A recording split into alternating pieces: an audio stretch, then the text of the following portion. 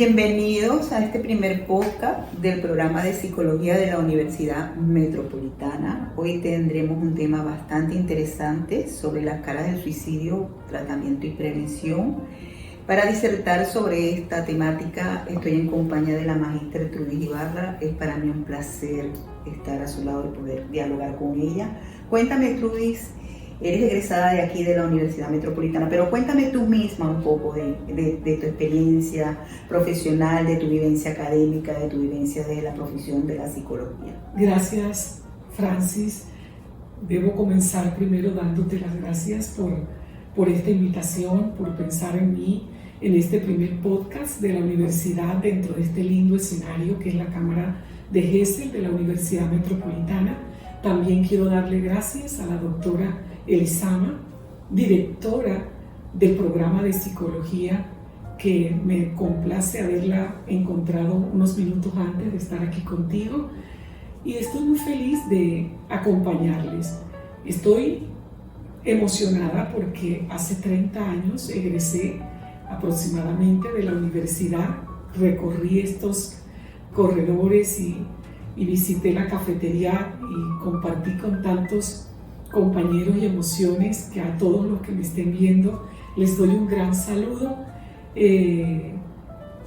Yo hice un curso de especialización luego que terminé de la universidad con la Embajada de los Estados Unidos, un organismo internacional y la Fundación Nuclear Unidos contra las Drogas en prevención y tratamiento de las farmacodependencias. Tema muy asociado a propósito de este tópico que hoy vamos a tocar del suicidio, donde de primera mano pudimos ver muchos intentos y muchos momentos difíciles bajo el influjo de la droga en todo este proceso de permanencia mío con esta entidad. Posteriormente cursé la especialización en gerencia de recursos humanos y luego la maestría en psicología. Le decía a Elisama ahorita contigo cuando compartíamos que mi lema cuando salí de la universidad de aquí era humanizar las empresas. En ese momento todo el tema de desarrollo humano en las organizaciones, y yo egresada de la universidad netamente clínica, pues fue para mí de gran ayuda. Alguna vez aquí en la universidad me invitaron, he venido como 2 o 3 veces a participar en algún evento, y me ha complacido decir que yo le doy gracias a Dios porque pisé esta universidad, porque la clínica ha sido la base para poder entender y avanzar en otros procesos de la psicología a nivel de las organizaciones. De hecho, tú tienes más de 30 años de experiencia en psicología clínica, ¿verdad? Claro que sí. Trabajando en esa área. También eres docente universitaria a nivel de pregrado y posgrado de varias universidades del país. Te país. documentaste bien, Francis. Sí, revisé bien tu historia. Sí, bueno, entonces sí, a nivel nacional he participado como catedrática, docente, en varias universidades del país, en pregrado y posgrados. Entonces yo creo que decirles a ustedes en este momento, me siento muy contenta una vez más y dispuesta a aportar en este tema desde lo que tú me vayas marcando la pauta, Francis. Cómo no, muchísimas gracias. Recientemente leía que la Organización Mundial de la Salud afirmaba que aproximadamente de 800.000 a 1 millón de personas mueren anualmente a través del suicidio. Me encantaría que me definieras tú qué es el suicidio. Mira, Francis, la definición más sencilla y completa es decirles que suicidio es la muerte causada por un acto intencional de autolesión que es programado o diseñado para ser mortal. O sea, si lo miramos así, muerte causada por un acto intencional de autolesión, que cuando se diseña, su objetivo es la muerte. Emily Durkheim decía que el suicidio era el crimen límite, porque genera mucho dolor en el espacio, digamos, humano. y social donde la persona atenta contra su propia vida. Sí. Siempre se realiza ese acto con la finalidad de terminar con la vida o puede ser un llamado de atención. Muy bien, me estás introduciendo a 3 aspectos claves para la mayor comprensión del suicidio, y es entender el suicidio como, primer punto, un acto consumado. Segundo, una intención. Y lo tercero es una ideación suicida. Una intención suicida es la segunda y la tercera es una ideación suicida. ¿Qué diferencia hay entre intención y ideación? Muy lindo. Mira que lo podemos ver de una manera muy clara, y por eso digo que es bonito la comprensión del término, para que todos los que nos están viendo puedan verdaderamente tener una claridad, porque a veces no lo podemos ver así tan claro. El acto suicida fácilmente nosotros lo podemos ver. La persona programó, diseñó todo lo que estructuró para llegar a eso y se consumó. Ahí está el acto. En la intención suicida se puede hacer la programación, pero fue fallida. Y en ese sentido nosotros comenzamos a ver que no se logró, por las razones que sean. Y la ideación ya vienen a ser palabras, pensamientos, sentimientos asociados a ese acto que puede o no llegar en algún momento a esa vida de esa persona. ¿Sí? Sí, podríamos afirmar que en algún momento, en alguna etapa de nuestra vida, todos los seres humanos hemos tenido esa ideación, hemos tenido esos pensamientos en algún momento de crisis. Bueno, sabemos que estamos en una universidad donde aprendí a Aunque no me gusta generalizar. Aprendí a amar a Freud, y sabemos que hay instintos de conservación e instintos de muerte. Entonces, desde esa perspectiva, podemos considerar que en algún momento alguien puede haber visto un cuchillo y hasta temor con el cuchillo pudo sentir de si estaba en ese momento en una tensión, en un momento difícil. Entre otras, por eso es que a veces se suele considerar que es mejor ante adolescentes que están en algunos procesos difíciles tener todo ese tipo de elementos tipo cuchillo, punzantes en general, que puedan ser en algún momento indirectamente sugerir a la mente de esta persona algún acto de este tipo. La teoría señala, algunos autores señalan que hay una tendencia más alta al acto de realizar el suicidio de manera determinante en los hombres que en las mujeres. Que la estrategia que utilizan los hombres es diferente a la estrategia que utilizan las mujeres para realizarlo. ¿Y me podrías explicar, conversar sobre eso? Sí, llama la atención por la práctica clínica que son más llamados los hombres al suicidio, e incluso sus actos, ahí se hace el acto consumado, porque normalmente está asociado a elementos mucho más drásticos, como la pistola, como algún medio mucho más fuerte e impactante para que se logre el fin. La cuerda del adulto o del hombre la hace con todo su expertise.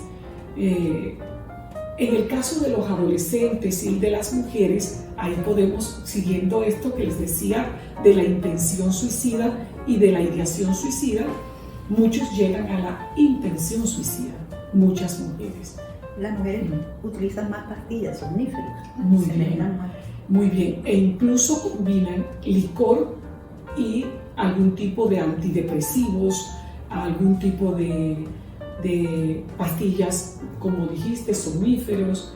Y bueno, y como decía al inicio, si está combinado con drogas o sustancias psicoactivas, todavía es una combinación bastante drástica y verdaderamente mortal. Bueno, no sé si podría utilizar el término violencia, pero los procedimientos que utilizan las mujeres, aunque son menos violentos, y también se dice o se afirma porque ellas son como dadoras de vida. Hay una condición como de manera natural que las mujeres en sí mismas deberíamos perpetuar nuestra especie, porque nosotros somos las que damos a luz, las que tenemos los hijos, y también hay una condición en la mujer de que es mucho más, está como que es mucho más sensible ante el dolor que el hombre. El hombre pues es demandado más socialmente porque tiene que ejercer un papel más activo. Y tiende a ser mucho más racional, mucho más con el sentido de la lógica.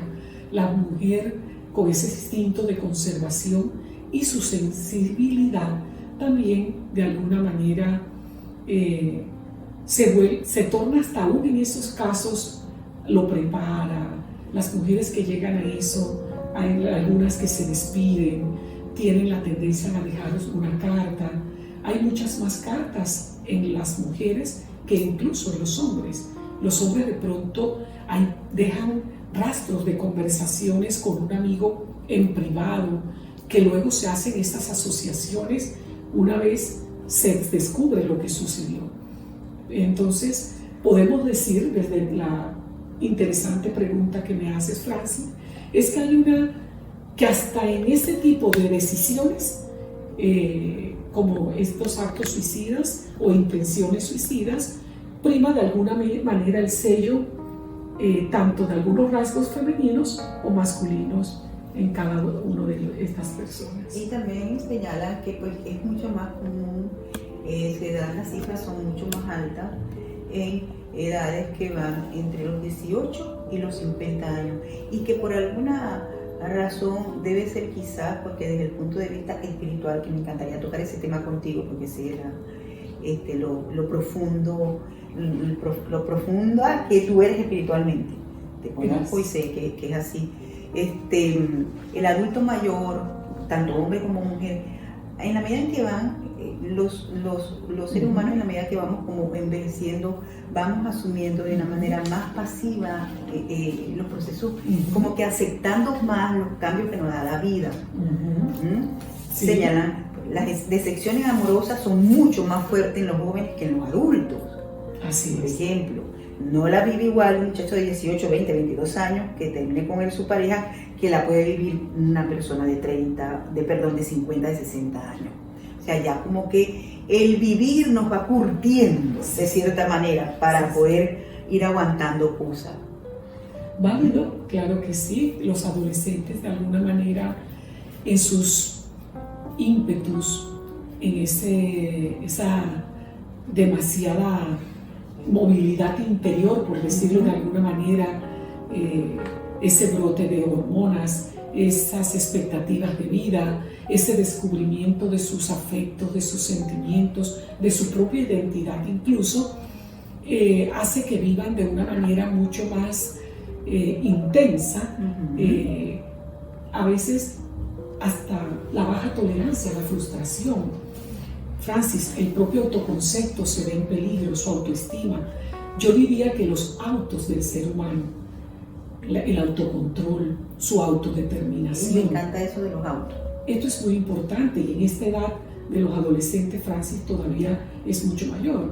Entonces ahí vemos que podríamos decir, y eso tiene que ver con lo que compartíamos en algún momento afuera, de algunos rasgos que pueden de alguna manera tipificar la personalidad del suicida, y está relacionado con su autoconcepto, con su autoestima, con el manejo de su carga impulsiva, de cuán tolerantes son a la frustración, que no son muy fáciles a la frustración. Son menos tolerantes a la frustración. Su sociabilidad en muchos casos es limitada, y eso, Francis, esta tipificación de rasgos toca no solo a los adultos, incluso mayores de 50, 60 años, a los que están en ese promedio, o también al adulto joven o al adolescente.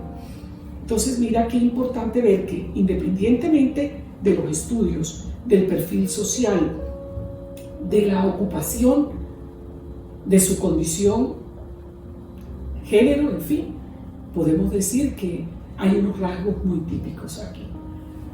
En estos días, como estaba con la temática del suicidio y leyendo sobre... Hay dos cosas que me han impactado profundamente. La primera, que le escuché a una psicóloga que había estado en consulta con una persona muy joven, que esta persona le decía que la única razón por la que no se había suicidado era una chica de 16 años, que era por su perro. Eso me impresionó. Y otra conversación que me impresionó con una profesora precisamente del programa que trabaja en el área del psicoanálisis, que en un diálogo con ella me comentaba: Francis, hay gente que tiene toda la justificación del mundo y todas las razones para suicidarse. ¿Ya? Y no lo hacen. ¿Qué podríamos hablar? Esa fortaleza, ¿de dónde viene? Háblame un poco de la parte espiritual. Qué bien, qué bien. Es tanto lo que pudiera decir al respecto, pero lo puedo sintetizar primero, y eso lo aprendí aquí en la universidad. La personalidad de base juega un papel importante y está demostrado por investigaciones. Hablo dentro de la línea de tiempo de los últimos 15 años, por ejemplo, y así está reforzado con la de los años anteriores, que la depresión, personalidades de base depresiva, son mucho más susceptibles la mayoría. Podríamos decir que si hay algo que define al suicidio es la depresión. A veces decimos, pero es que esa persona era tan alegre, amiguero, socialmente entró, pero son personas que a veces encubren una depresión. Incluso consultantes, como yo les llamo, a veces dicen: cuando yo cierro la puerta de mi casa, y es la que me enfrento a mi realidad. Entonces, siendo bien puntual en esto, Francis, la parte de la personalidad de base, la depresiva, las personalidades con rasgos ansiosos, y si a eso se le suma estrés en su vida por su rol laboral, por no tener el trabajo, por tener una enfermedad terminal, por tener una enfermedad postraumática, por estar relacionada al consumo de drogas, por el desempleo, por no poder cumplir con las expectativas de vida que se proyectó, por todos estos cambios que se han dado, como lo expliqué en un artículo que escribí en plena pandemia para El Heraldo, donde decía que se llamó "Y si escucho el silencio en que nos sumergió la pandemia", que no se sentía un bus, que no se sentía... Nos sumergió un silencio. Un silencio. Sí. Ahí comenzó a florecer y a escucharnos. Cada uno de nosotros nos escuchábamos. Y hay gente que no le gusta escucharse. Le da miedo escucharse porque vive rodeada de mucha gente. Porque el ruido de la televisión, tienen 3 y 4 equipos prendidos a la vez. Esta sociedad nos ha distraído, ¿no? Michel Foucault decía: qué cosa tan extraña estamos viviendo. Nos han vaciado el cerebro y nos han llenado los ojos. Nos han llenado los ojos con todo eso que tú dices, todos esos medios, todo lo que nos rodea. Y la pandemia nos llevó como a un proceso de autocultura, ¿verdad? De profundizar en nosotros. ¿Cómo dijiste lo del silencio? Me encantó esa palabra. El título del artículo fue, lo pueden buscar en El Heraldo, Trujillo Ibarra, columna de opinión, "Y si escucho el silencio". Y si escucho el silencio. Y si escucho el silencio. Excelente. Y es precisamente, y miren que es un "y si" condicionado. ¿Qué tal si te das la oportunidad de escuchar tu silencio? Que aquí vas a poder encontrar muchas cosas. Entonces, la personalidad de base, las características de la persona ansiosa, personas que no tienen los suficientes recursos emocionales, podríamos decir una fuerza yoica que le posibilita hacer unos usos adecuados de mecanismos de defensa mucho más estructurados. Entonces, este tipo de personas, por ejemplo, no son resilientes. Y mira, Francis, que hay algo delicado ahora, y es un tema muy delicado, el de la generación cristal, como le llaman estos adolescentes de alrededor de 21, de 19 a 21 años hoy, que se quiebran muy fácilmente ante la vida, que toleran muy poco la frustración, que pueden tener un empoderamiento para la tecnología, un empoderamiento para los idiomas, un empoderamiento en otras áreas, pueden aprender artes, pueden aprender otras cosas, pero el día a día de la cotidianidad, de los retos diarios, ahí hay un tema de análisis de bastante valor. Interesante, eso debería investigarse. Parece que si tuvieran, es que es un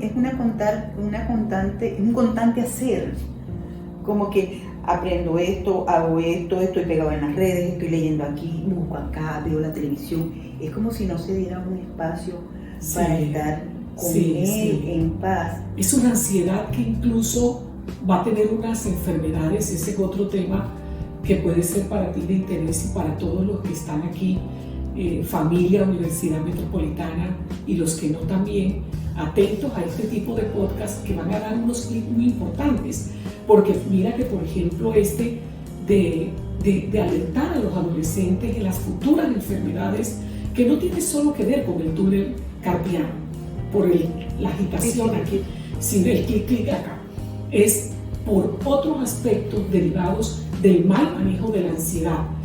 Quítale un celular por 1 hora y eso se te enferma. Sí, yo lo veo. Se te enferma. Y lo peor es que también adultos no son capaces de eso. Ya hay estudios que dicen que por lo menos se espera que 2 horas antes, sugieren 3, que es lo ideal, de dormir, ya no se vuelva a ver el celular. Pero no quiero perderme, Francis, del tema espiritual, pero de todas maneras la misma riqueza, claro. Es la misma riqueza de tus preguntas. Entonces mira que aquí hay algo importante, la religión y la espiritualidad, que son 2 cosas totalmente diferentes.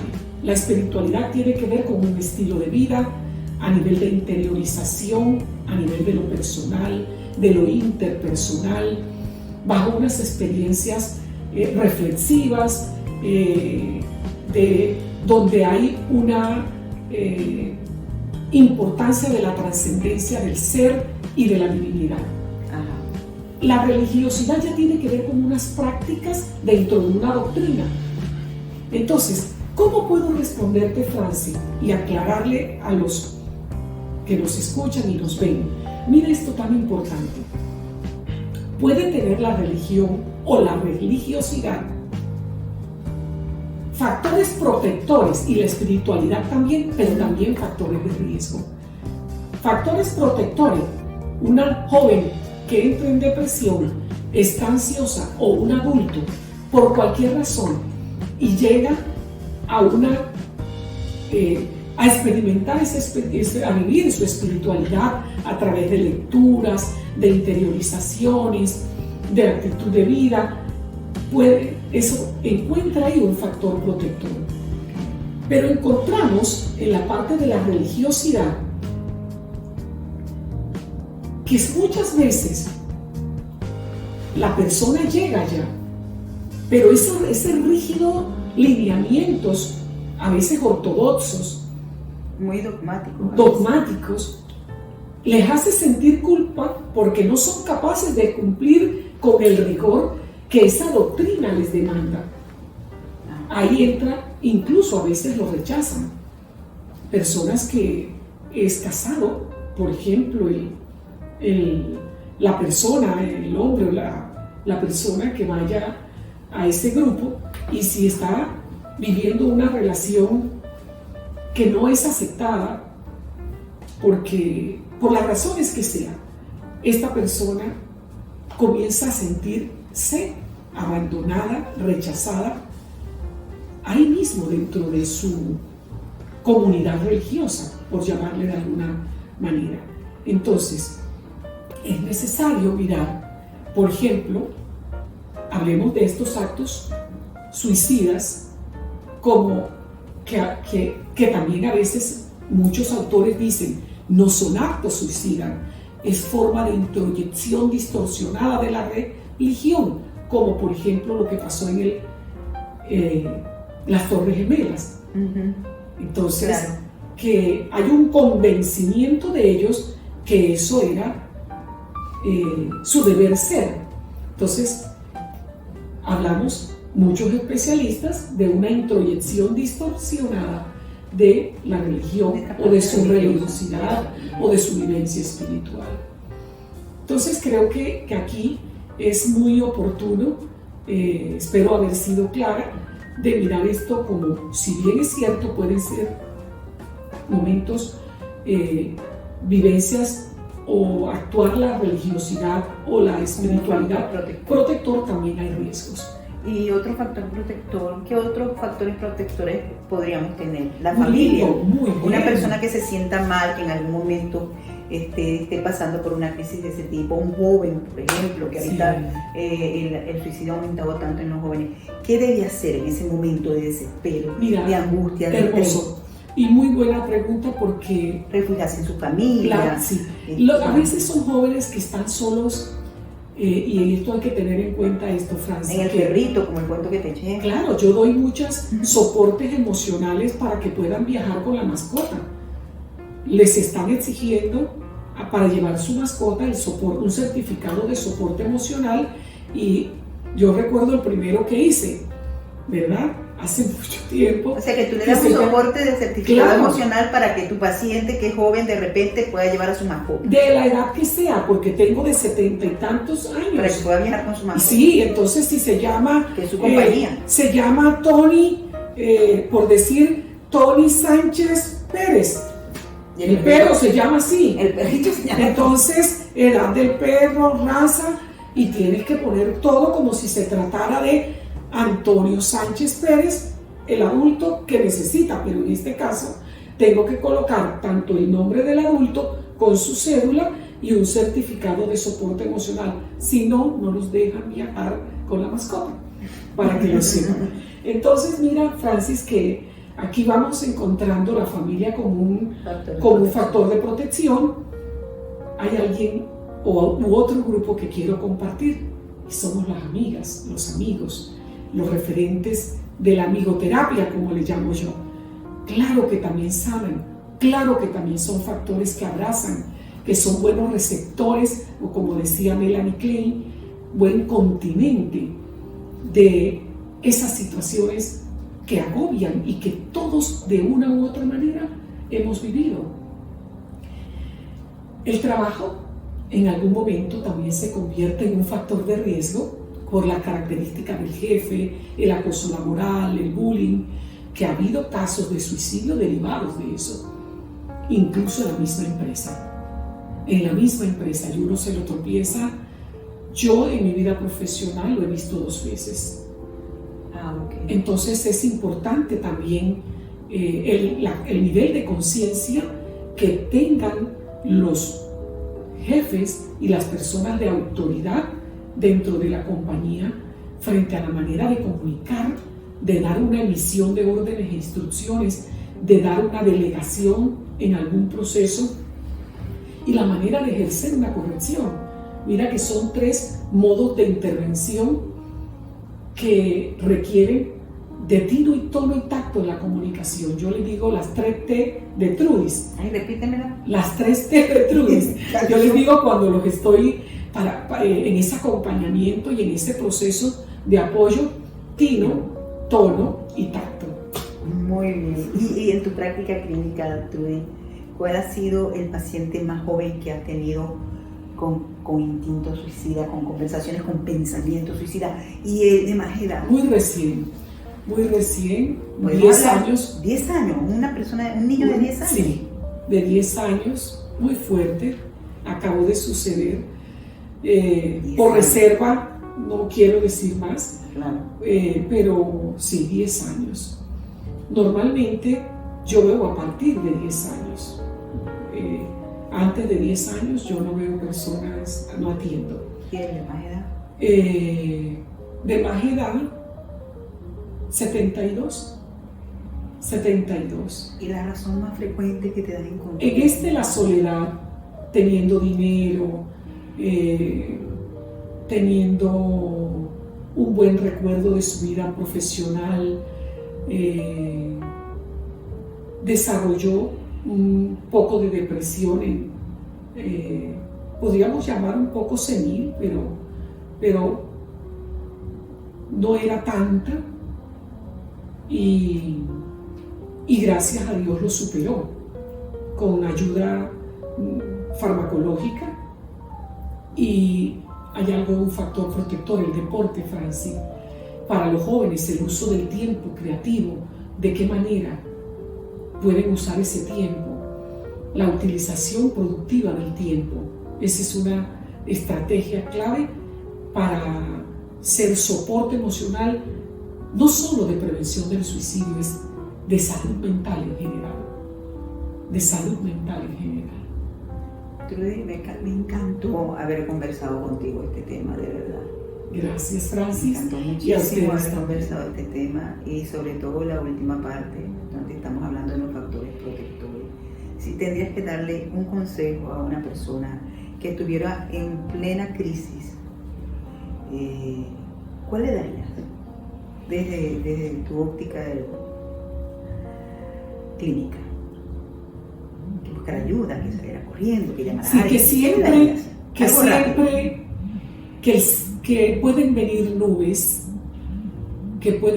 nubes, y las nubes son sinónimos de dificultades económicas, de cambios de estatus de vida, de cambios de ciudad, en los duelos esos que viven, Francis, la inmigración, por ejemplo, todos esos duelos de tantas cosas. Pueden venir nubes representadas en muchas situaciones difíciles, pero el cielo siempre sigue siendo azul. ¿Son más las nubes? No, el cielo es más, y es azul. Entonces, siempre hay una forma de saber esperar. Hay muchas técnicas de prevención y manejo de conflictos. Hay muchas ayudas que el Estado hoy en día está teniendo y que son internacionales, incluso líneas de ayuda. Siempre hay un amigo que critica, pero hay otro que también puede ayudar. Siempre hay un paisaje que ver. Siempre hay un Dios, no puedo dejar de decirlo, a quien clamar y que responde en su tiempo y de la mejor manera, en forma perfecta. Gracias, Trudy, por acompañarnos, y no me resta más que decirles a ustedes muchísimas gracias también por estar aquí con nosotras departiendo sobre este tema. En nombre de la Universidad Metropolitana y el programa de psicología, pues los invitamos a reflexionar sobre esta temática que es tan interesante y es de tanta importancia en estos momentos. Muchísimas gracias.